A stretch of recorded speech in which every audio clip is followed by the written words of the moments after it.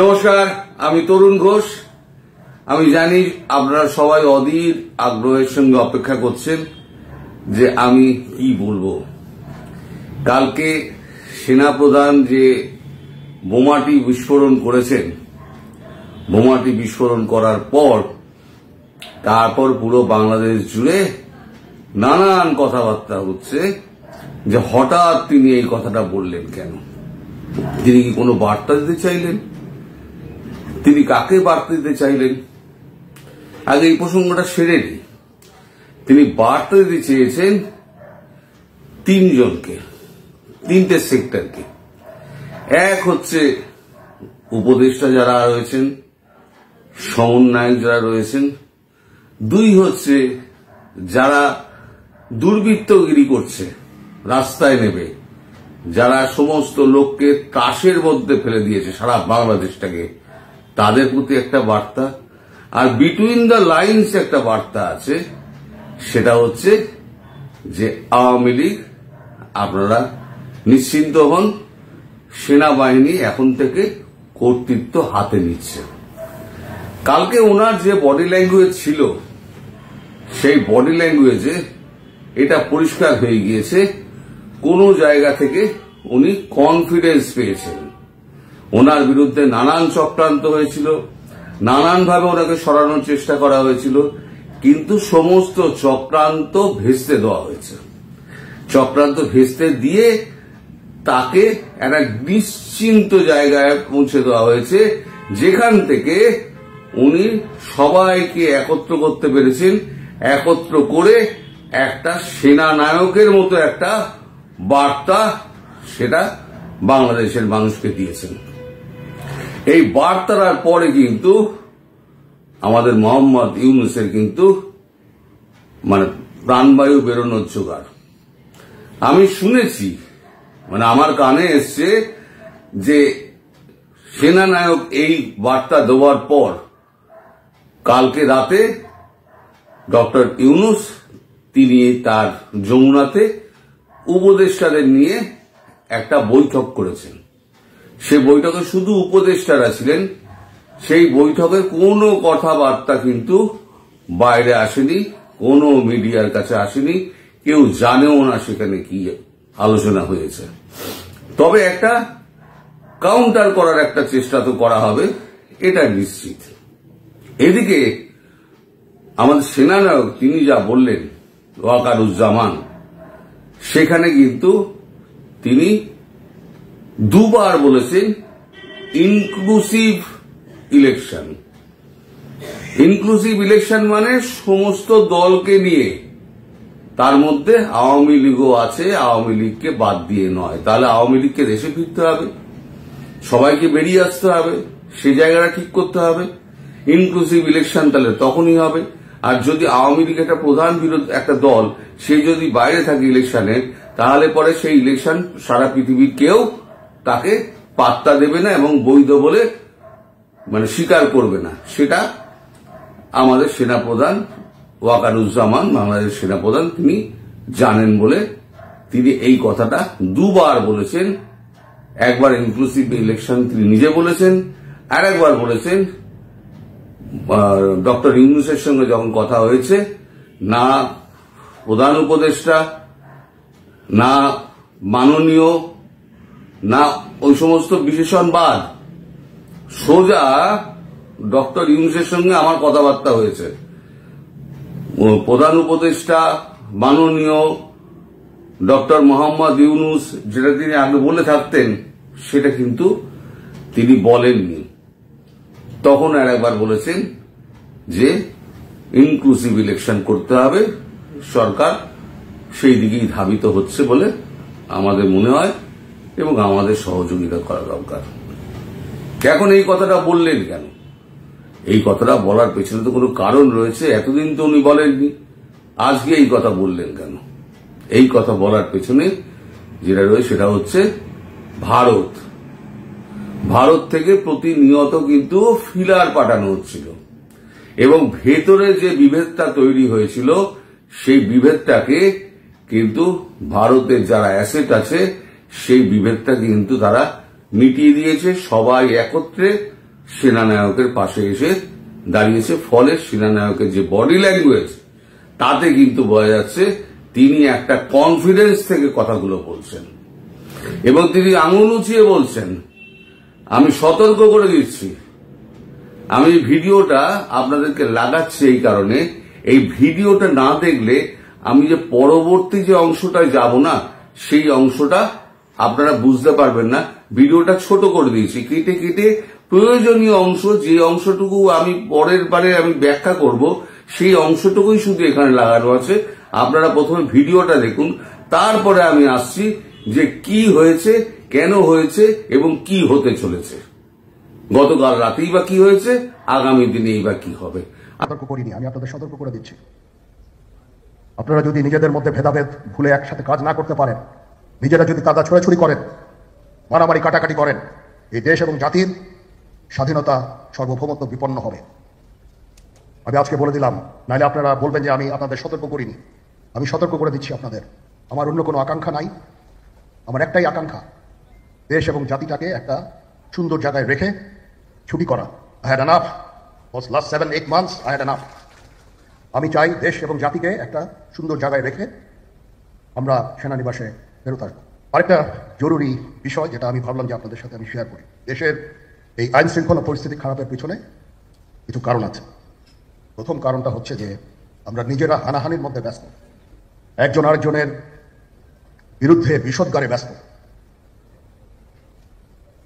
এটা একটা চমৎকার সুযোগ অপরাধীদের জন্য। যেহেতু আমরা একটা অরাজক পরিস্থিতির মধ্যে বিরাজ করছি, তারা খুব ভালোভাবেই জানে যে এই সময়ে যদি এই সমস্ত অপরাধ করা যায় তাহলে এখান থেকে পরিত্রাণ পাওয়া সম্ভব। সেই কারণে এই অপরাধগুলো হচ্ছে। আমরা যদি সংগঠিত থাকি, একত্রিত থাকি, তাহলে অবশ্যই এটা সম্মিলিতভাবে মোকাবেলা করা সম্ভব হবে। Police, RAB, BGB, DGFI, NSI এগুলো দেশের জন্য অত্যন্ত গুরুত্বপূর্ণ কাজ করেছে অতীতে। খারাপ কাজের সাথে অসংখ্য ভালো কাজ করেছে। আজকে যে দেশের স্থিতিশীলতা, দেশটাকে যে এত বছর স্থিতিশীল রাখা হয়েছে, এটার কারণ হচ্ছে এই সশস্ত্র বাহিনীর বহু সেনা সদস্য, সিভিলিয়ান সবাই মিলে এই অর্গানাইজেশনগুলোকে, অসামরিক সামরিক সবাই মিলে এই অর্গানাইজেশনগুলোকে এফেক্টিভ রেখেছে। সেই জন্য আজকে সুন্দর, এতদিন ধরে আমরা একটা সুন্দর পরিবেশ পেয়েছি। এর মধ্যে যারা কাজ করেছে, যদি অপরাধ করে থাকে সেটা শাস্তি হবে, অবশ্যই শাস্তি হতে হবে। না হলে এই জিনিস আবার ঘটবে। আমরা সেটাকে বন্ধ করতে চাই চিরতরে, কিন্তু তার আগে মনে রাখতে হবে আমরা এমনভাবে কাজটা করব এই সমস্ত অর্গানাইজেশনগুলো যেন আন্ডারমাইন না হয়। আজকে পুলিশ সদস্য কাজ করছে না, এটা বিশাল বড় কারণ হচ্ছে অনেকের বিরুদ্ধে মামলা, অনেকে জেলে। RAB, BGB, DGFI, NSI panic, বিভিন্ন দোষারোপ, খুন ইত্যাদি তদন্ত চলছে। অবশ্যই তদন্ত হবে, দোষীদের বিচারের আওতায় আনতে হবে। এমনভাবে কাজটা করতে হবে যেন এই অর্গানাইজেশনগুলো আন্ডারমাইন না হয়। এই অর্গানাইজেশনগুলোকে যদি আন্ডারমাইন করে আপনারা মনে করেন যে দেশের শান্তি শৃঙ্খলা বিরাজ করবে, সবাই শান্তিতে থাকবেন, এটা হবে না, সেটা সম্ভব না।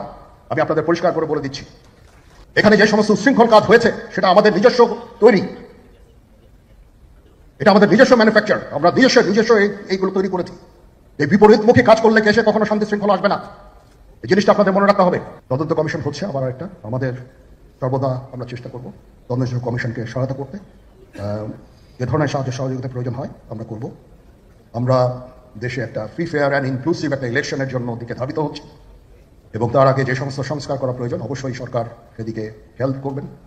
আমি যতবারই ডক্টর ইউনূসের সাথে কথা বলেছি, he completely agrees with me. There should be free, fair and inclusive election, and that election should be within December or close to that. যেটা আমি এর প্রথমেই বলেছিলাম যে 18 মাসের মধ্যে একটা ইলেকশন। সেই উদ্দেশ্যে আমি কাজ করে যাচ্ছি, আমরা কাজ করে যাচ্ছি। আমাদের সেনাবাহিনীর প্রতি আক্রমণ করেন না। একটা কমন জিনিস আমি দেখতে পাচ্ছি, সেনাবাহিনী এবং সেনা প্রধানের প্রতি বিদ্বেষ কারো কারো। কি কারণে আজ পর্যন্ত আমি এটা খুঁজে পাইনি।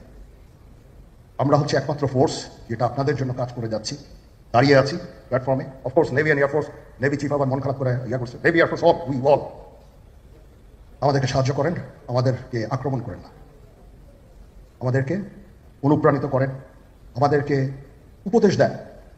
কোনো একটা সমস্যা হয়ে গেলে আমি জালালউদ্দিন স্যারের স্বর্ণপন্ন হই এবং উনি আমাকে উপদেশ দেন। সিনিয়র জেনারেলরা আমাকে উপদেশ দেন, আমি সবার কাছে স্বর্ণপন্ন হই। আমাদের প্রতি আক্রমণ করেন না, উপদেশ দেন। আমরা অবশ্যই ভালো উপদেশ গ্রহণ করব আমরা একসাথে থাকতে চাই এবং দেশ এবং জাতিকে এগিয়ে নিয়ে যেতে চাই। সেনানায়কের এই বিবৃতির পরে সারা দেশ জুড়ে একটা ফিসফাস শুরু হয়ে গেছে যে আদৌ কি হবে। ইলেকশনের কথা উনি তো বলেছেন, তার মানে হচ্ছে আওয়ামী লীগ তো ফিরে আসছে, এইবার সব দপ্তরে কাজকর্ম হচ্ছে, কিন্তু একটা ঢিলে ঢালা ভাব। এবার গতকালকে রাত্রিবেলা, এবার মূল প্রসঙ্গে আসি, গতকাল রাত্রিবেলা গভীর রাতে একটা মিটিং হয়। সেই মিটিংয়ে ছিলেন আমাদের অজিত দোভাল এবং শেখ হাসিনা, আর এপারে ছিলেন আমাদের সেনাধ্যক্ষ যিনি আছেন ওয়াকারুজ্জামান, এবং তার সঙ্গে আরো দুজন, আমি সেই দুজনের নাম বলবো না কারণ জিনিসটা আরো খোলসা হয়ে যাবে। এই যে মিটিংটা হয়েছে এটা কিন্তু সাধারণ ফোনে হয়নি, এটা স্যাটেলাইটের মাধ্যমে হয়েছে। আমাদের যে ডিআরডিও একটা স্যাটেলাইট বার করেছে, মানে আকাশে রেখে দিয়েছে, সেটা হচ্ছে শুধু ভারতবর্ষের যত গভর্নমেন্ট অফিস আছে এবং মন্ত্রকগুলো আছে ওই স্যাটেলাইটটা ইউজ করে। ওখানে আর কেউ ঢুকতেও পারবে না, একেবারে সিকিউর স্যাটেলাইট। ওই নিজস্ব স্যাটেলাইটটা দিয়ে, তার জন্য অনেক টাকা খরচা করতে হয় ভারতবর্ষে, প্রচুর টাকা খরচা করবে, বছরে কয়েক বিলিয়ন টাকা খরচা করতে হয়। তো ওই স্যাটেলাইটটা দিয়ে এই সমস্ত কাজকর্মগুলো হয়, সিকিউর লাইন। এই সিকিউর ভিডিও কলে ওপারে ছিলেন ওয়াকারুজ্জামান এবং এপারে ছিলেন শেখ হাসিনা, বাংলাদেশের প্রধানমন্ত্রী, এবং পুরো ব্যাপারটা দ্বৈতভাবে কম্পেয়ার করেন অজিত দোভাল। এই মিটিং চলে প্রায় 28 মিনিট মতো, আমি যতটুকু জেনেছি, কম বেশি হতে পারে, দেখুন এটা আমি তো অত কারেক্ট খবর পাওয়া যায় না, 28 মিনিটের এদিক ওদিক হতে পারে, একটা কথাবার্তা হয়েছে। সেখানে গত কয়েকদিনের কি অবস্থা ছিল, এখন কি অবস্থা, এবং আগামী 7 দিনের রোড ম্যাপ শেখ হাসিনা তৈরি করে দিয়েছেন। অজিত দোভাল উপস্থিত ছিলেন, কিন্তু রোড ম্যাপটা তৈরি করে দিয়েছেন শেখ হাসিনা, যিনি বাংলাদেশের বৈধ প্রধানমন্ত্রী। তিনি 7 দিন বাদে এই 7 দিন বাদে আবার একটা মিটিং এর অ্যারেঞ্জমেন্ট হবে। সেই মিটিংয়ে এই যে রোড ম্যাপটা তৈরি হয়েছে, সেই রোড ম্যাপটা একটা করে টিক পড়বে, কটা হলো ঠিক হলো, কটা ঠিক হলো না, কটা বাকি রয়ে গেল, ঠিক হলো না মানে কটা বাকি রয়ে গেল। এখন এই মিটিংয়ে কি হয়েছে সে ডিটেলস যা আছে, সেই ডিটেলস তো আমাকে, প্রথম কথা আমি জানতে পারিনি, আমাকে বলবেও না, আর যদি জানি, যেটুকু জানতে পেরেছি সেগুলো বলার মতো নয়। তবে এটুকু আমি বলতে পারি যে সেনাবাহিনী এবার কড়া হাতে কিন্তু মোকাবিলা করবে, এবং সেটা বোঝানোর জন্য, সেনাবাহিনী নিজের ক্ষমতা বোঝানোর জন্য আগামী 7 দিনের মধ্যে দেখবেন সারা বাংলাদেশ জুড়ে কিন্তু ব্যাপক ধরপাকড় শুরু হয়েছে। এখনো যারা এই বদমাইশিগুলো করে যাচ্ছে, এই চুরি, ছিনতাই, ডাকাতি, রাহাজানি, ধর্ষণ, রক কাটা, এই যত করে যাচ্ছে না, তারা কিন্তু সাবধান হয়ে যান। যাদের যাদের বাড়ি পুড়িয়েছেন, যাদের বাড়ি লুট করেছেন, তাদের কাছে গিয়ে ক্ষমা চেয়ে আসুন, কারণ পুলিশ হয়তো, সেনাবাহিনী হয়তো সবাইকে চেনে না, আপনাদের পাড়ার, আপনাদের এলাকার লোক কিন্তু আপনাদের সবাইকে সব চেনে। এই যখন পরিস্থিতি পাল্টাবে, তখন এই পাল্টা রক কাটাকাটি কিন্তু শুরু হবে, একটা রক্তক্ষয়ী সংঘর্ষ শুরু হবে। সেটা কিন্তু এড়ানোর জন্য একটাই পথ, যারা যা পাপ করেছেন গিয়ে স্বীকার করে আসুন যে আমরা ভুল করেছি, আমাদেরকে ক্ষমা করে দিন। মানুষ কিন্তু ক্ষমাশীল হয়। তো যাই হোক, এই সমস্ত ভালো কথা আপনারা শুনবেন কি শুনবেন না, এটা আপনাদের ব্যাপার, আপনারা যা ভালো বোঝেন আপনারা করবেন। এখন মোটামুটি আপনারা ধরে নিতে পারেন যেভাবে ঘটনা এগোচ্ছে, 23 তারিখের মধ্যে, 23শে মার্চের মধ্যে প্রধানমন্ত্রী শেখ হাসিনা বাংলাদেশে ঢুকবেন। 23শে মার্চের মধ্যে, 23 হয়তো 24 হতে পারে, 22 হতে পারে, কিন্তু মোটামুটি একটা ডেট, 23 তারিখ শেখ হাসিনা বাংলাদেশে ঢুকবেন, এবং তার আগে পুরো পরিস্থিতি কন্ট্রোল হয়ে যাবে। অনেকে আমায় প্রশ্ন করেছেন যে উনি যে এই অবস্থায় আসবেন, ওনার নিরাপত্তার কি ব্যবস্থা হবে। নিরাপত্তার ব্যবস্থা ভারতবর্ষ করে তবেই ওনাকে পাঠাবেন। উনি যে গোঁ ধরেছিলেন না, আমি এখনই ফিরবো, আমি 7 দিনের মধ্যে ফিরবো, আমি প্রথম সপ্তাহে ফিরবো, ভারতের পক্ষ থেকে কিন্তু অজিত দোভাল কিন্তু বলে দিয়েছিলেন ম্যাডাম আপনাকে অপেক্ষা করতে হবে, ম্যাডাম প্রাইম মিনিস্টার আপনাকে অপেক্ষা করতে হবে। এখনো সেই অবস্থা আমরা আনতে পারিনি। এখন সেই অবস্থা ধীরে ধীরে ধীরে ধীরে কে আনবেন? আনবেন আপনাদের সেনাপ্রধান ওয়াকারুজ্জামান। তিনি ক্ষমতা হাতে প্রায় নিয়ে নিয়েছেন। মানে আপনি ধরে নিতে পারেন 50% ক্ষমতা তিনি নিয়ে নিয়েছেন, আর 50% ক্ষমতা তিনি নেওয়া বাকি আছে, যেটা অচিরেই তিনি নিয়ে নেবেন। নিয়ে 100% ক্ষমতা নিয়ে একটা কু বলা যাবে না, এটাকে কু বলা যাবে না, তিনি ক্ষমতাকে নেবেন, ক্ষমতাকে নিয়ে সেই ক্ষমতা উনি ট্রান্সফার করে দেবেন রাষ্ট্রপতি শাহাবুদ্দিন চুপ্পুকে।